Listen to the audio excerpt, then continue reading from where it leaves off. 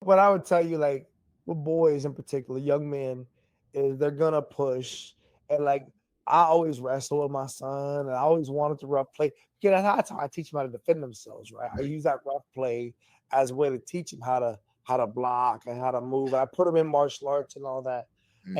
And so they just playing around. But I think even he was like, when the first time my son picked me up, I think even he was like, "Oh, what if I?" And then Mm. he just did it, and I was like, "Oh, hell, what? You gotta pick me up? What's wrong with you, bro?" And I I remember so one time my son he did something one time, and I was like, I'm gonna have to wreck him if I do something. I can't get. And I'm thinking like that. I'm like, bro, okay, because we're not the same, Yeah. right? He grew up in a world that's completely different than the world I grew up in. Yeah. And I'm thankful for that because I worked my heart out to make sure he had a life. It's hard not to judge him for it sometimes when you like, bro, I never had what you got. Mm. So I try not to be jealous because it's not their fault. They didn't ask for it. Mm. We just provided, Mm. right? But it does become kind of a mind twist, right? As you get older, especially if you start to feel like they're not appreciating it or whatever it is. Like, bro, come on, no, you don't appreciate having a PlayStation in your bedroom. Like, what? Yeah. Or a TV? Like, you gotta, like, whatever. But anyway, as they get older, you'll figure it out.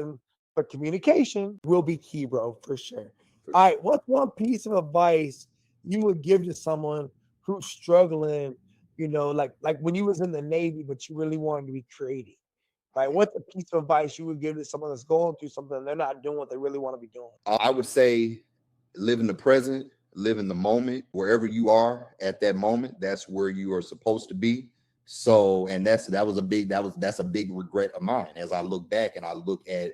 I feel like when I was in Japan, I used that opportunity to the best of my abilities. But I look back and I look back at how I felt on the inside. I look back at how me not really wanting to be there, me wanting to be creative, but I couldn't have that drove me to drinking. So yeah, I made the best out of it, but there were things on the inside where I felt like I rushed. You asked me, okay, well, what made you leave after 3 years ago?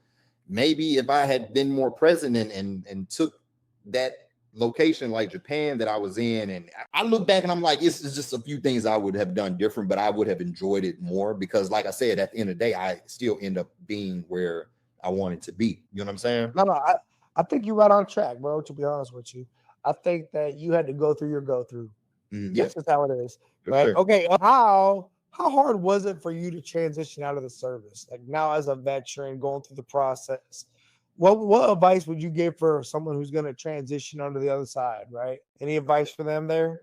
To be 100% real with you, I didn't feel like it was hard at all because, like I said, I was anticipating it, and I was anticipating it so much, and it was so strong in my spirit that I did the work prior to getting out. I had an idea for how I was going to want to make money.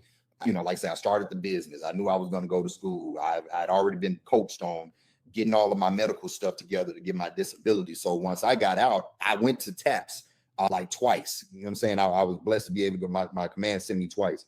So I was so nervous. And then I had my son was about